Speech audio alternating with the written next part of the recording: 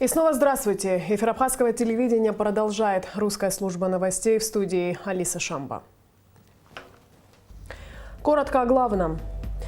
По всей строгости закона президент провел совещание по вопросам незаконного строительства. На все вопросы даны ответы. Премьер встретился с ветеранами войны, участниками акции.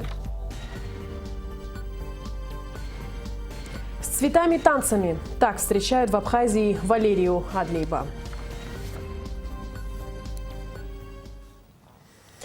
Проблеме незаконного строительства в республике было посвящено совещание, которое провел сегодня президент Рауль Хаджимба с руководством Генеральной прокуратуры, Верховного суда, главами городских и районных администраций, главными архитекторами городов и районов. Подробности в материале Рената Шакая.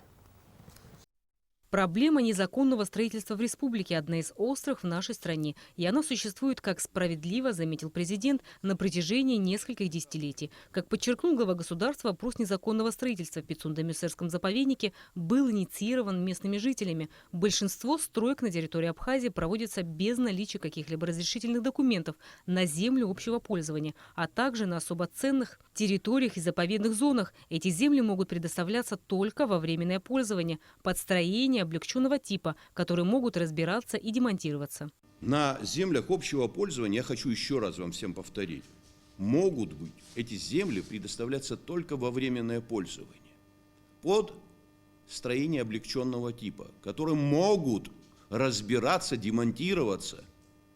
А у нас, пойдите посмотрите, все капитально строятся, блочного типа, заливаются, фундамент капитальный. И как вы их собираетесь разбирать? Каких усилий нужно, как говорится, чтобы эти строения были бы разобраны, не разрушив практически конструкции этих зданий?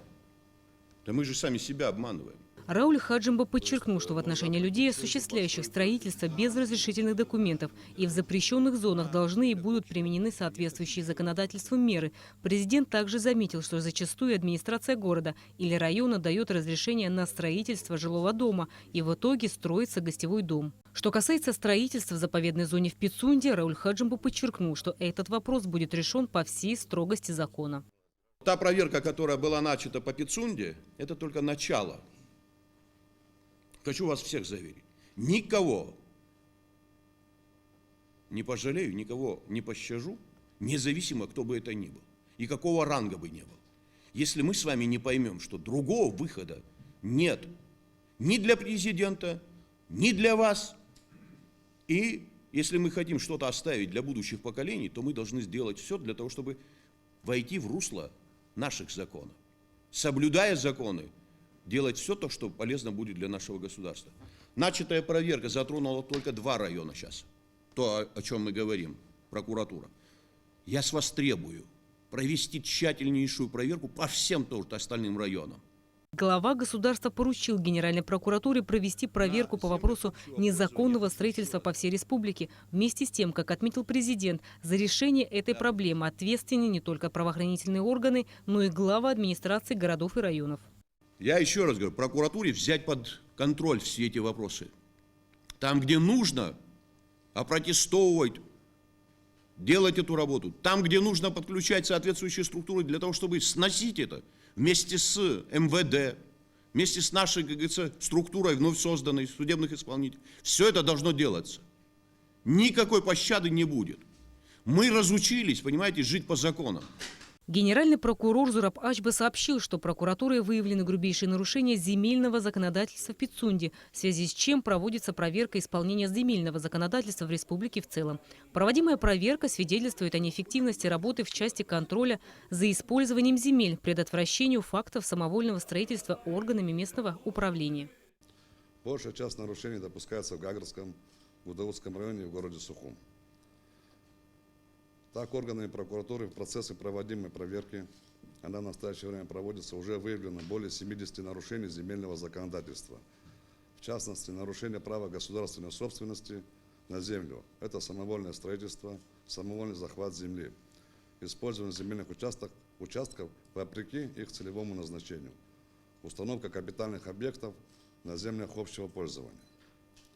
Президент Рауль Хаджимба отметил, что работа всех ведомств в решении данной проблемы должны быть ежедневной, и только тогда можно будет добиться соответствующих результатов. Результат должен быть нацелен на то, чтобы не допустить вообще таких процессов. Дальше, по вопросам судов. Я просил бы вас усилить эту работу и по части, касающейся мер ответственности по этим категориям людей, они должны быть соразмерны нашему законодательству. Наше законодательство пока позволяет это. Если нужны и необходимы какие-то другие подходы, давайте говорить о внесении соответствующих изменений.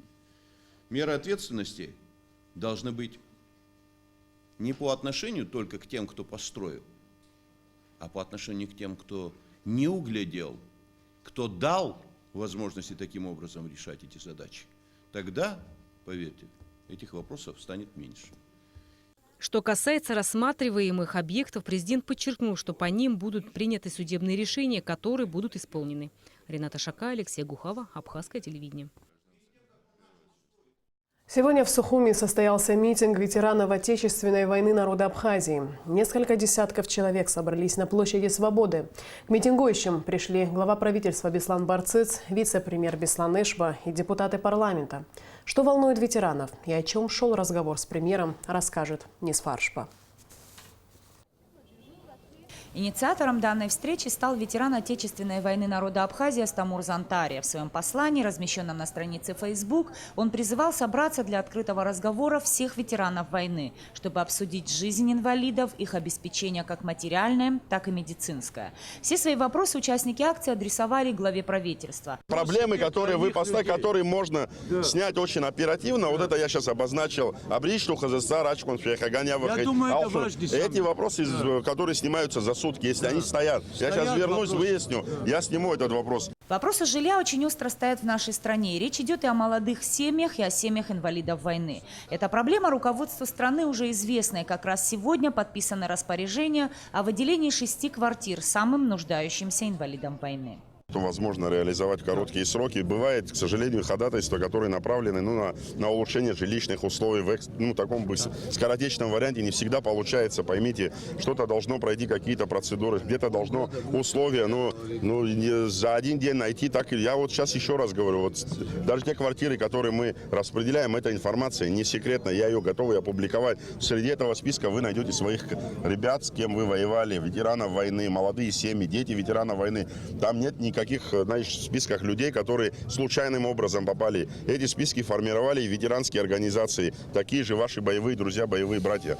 Участники акции не обошли своим вниманием и вопросы сельскохозяйственной сферы. Ветераны войны поведали главе правительства о сложностях, которые то и дело возникают у жителей сел, людей, желающих производить сельхозпродукцию и работать на земле. Что касается обеспечения медикаментами, то здесь тоже есть серьезные проблемы. По словам собравшихся, долг перед Абхазфармацией уже превысил 20 миллионов рублей. И брать далее препараты в долг нет никакой возможности. По словам собравшихся, долг перед Абхазфармацией уже превысил 20 миллионов рублей. Брать далее препараты нет никакой возможности. Во внебюджетный фонд инвалидов отчисляется 1,5% налогов, в то время как в другие структуры 2 и более процентов. Эти выплаты частенько задерживаются. Вот и получается, что инвалиды войны зависят от средств, которые не всегда есть. Размер пенсий тоже не менялся уже много лет, в то время как увеличивается прожиточный минимум, цены на топливо и продукты. Беслан Барцыц пообещал разобраться в каждом вопросе и дать ответ на каждый из них. Чтобы впредь у защитников Абхазии не возникало вопросов, глава правительства предложил ввести представителей ветеранов в состав комиссии, которая была создана для решения подобных проблем. Нисфар Шпа, Беслан Шхинджерия, Абхазское телевидение. Страна в ожидании новой победы. Президент Рауль Хаджимба встретился с национальной сборной Абхазии. Чемпионы скромно улыбаются в ответ на слова напутствия, пожелания победы и обещания президента приехать на чемпионат, чтобы увидеть в финале игру нашей команды. Все слова в этом зале сегодня о предстоящем чемпионате мира по футболу по версии Канифа. Наши чемпионы едут на Кипр за победой, никак иначе. Рауль Хаджимба пожелал спортсменам удачи и победы, которую ждет вся страна. Я искренне благодарен вам всем тем, кто очень трепетно относится к этому виду спорта. И этот вид спорта стал той вехой, которая позволила показать, что у нас в стране возможны вопросы объединения ради победы. В случае вашего выхода в финал, я уже говорил, несмотря на все наши трудности, я попытаюсь попасть на финальную игру. И После триумфальной победы в Сухуми наша национальная сборная должна подтвердить свой титул и рассказать всему миру о том, как любят футбол в Абхазии. я никогда не забуду тот футбол, который был продемонстрирован у нас в Абхазии с участием всех тех, кто здесь находится, тех, кто занимался тогда с ребятами. И это доставляет огромнейшее удовольствие, поднимает престиж нашего государства, при том, что не все так, как, наверное, хотелось бы в части и политического признания, вопросов экономической, финансовой составляющей. Но я горжусь, что у нас есть такие молодые ребята. Задача минимум – выход из-под группы. Сделать это будет немного сложно, так как не всем игрокам национальной сборной удалось принять участие в нынешнем чемпионате КНИФА. Легендарный голкипер Алексей Бондаренко, к примеру, травмирован. Есть те люди, которые не смогли приехать, это большая потеря, это Хагуш Анрик, Цвейбас Андрик. Есть травмирован у нас Леха Бондаренко, травмирован, но замена у нас хорошая есть вратаря. Кацбова здесь мальчик. Ну, все зависит от нас. Вся страна на нас смотрит. Я думаю, мы сделаем все возможное, чтобы приехать с хорошим настроением и обрадовать наш народ. Чемпионат по футболу по версии КНИФА пройдет с 4 по 11 июня в Северном Кипре. Всего в турнире сыграют 8 команд, которые разбиты на 2 группы А и Б. Чемпионы мира сборная Абхазия попала в группу А к хозяевам Северному Кипру вместе с Южной Осетией и Карпаталией. Первый матч у нашей сборной будет вечером 5 июня с юго-осетинской командой. Низ Фаршба, Беслан Джинджоли, Абхазское телевидение. Победительница проекта «Ты супер» Валерия Хадлиева приехала сегодня домой. Леру ждала вся страна. Ее встречали с цветами и подарками на границе. О том, как Абхазия приняла свою маленькую звездочку, расскажет Сария Смыр. И вот после долгожданной победы Валерия наконец возвращается домой. Встретить ее на границе ПСО приехала многочисленная молодежь Абхазии. Судя по происходящему вокруг, они подготовились серьезно. Задолго до приезда Валерии здесь уже собралась шумная компания. Поддержать Леру приехали ее родные, друзья и просто неравнодушная молодежь. Специально для нее они организовали настоящий праздник. Здесь было все. И воздушные шары, и плакаты, и майки с ее фотографиями, и даже стихи, написанные специально для нее. Мы собираемся прокричать кричалку, что она супер, и спеть песенку на абхазском, и подарить ей кучу позитивных эмоций, цветы, шарики и нашу любовь. Она приехала, и ее встречают как настоящую звезду. Эти песни и танцы только для нее. Валерия и сама выходит танцевать.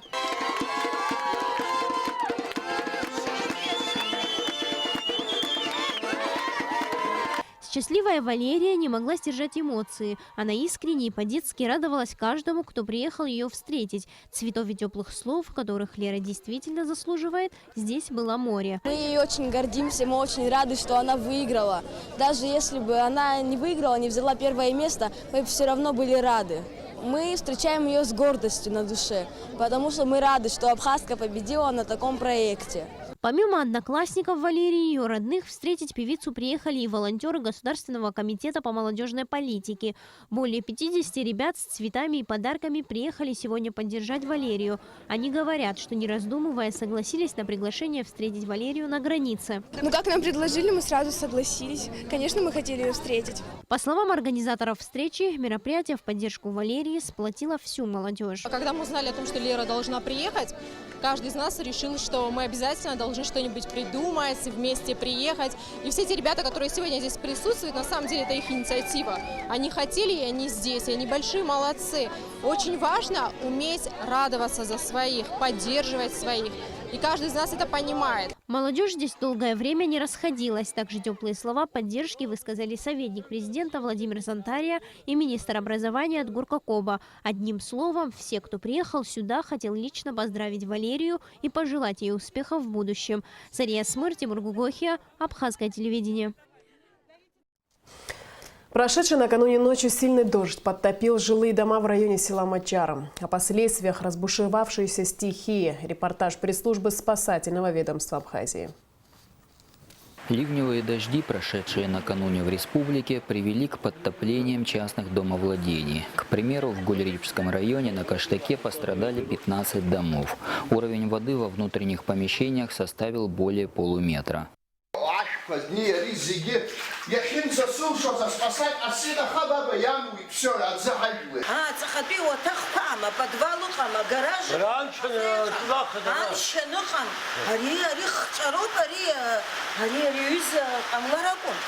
Новое, никто ничего не проводил. Трубу заложили мы, трубу вот там, а в эту трубу вот так даже она не поднялась. А тогда была открыта, помнишь, вот это большое, и хутырки, шайли, вот в Бусе Амлакой, в Гаграх то же самое. Нельзя закрывать. Нельзя закрывать. Под напором воды не устояли и деревья, перекрыв автодороги. Спасатели распилили их и освободили проезжую часть.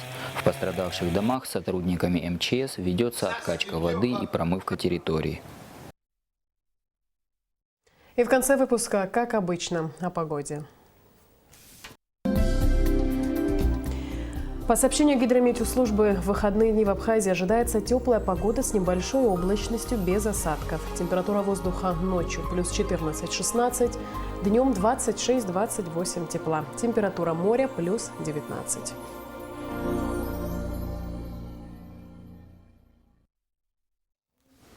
На этом наш выпуск завершен. Всего доброго и до встречи в эфире.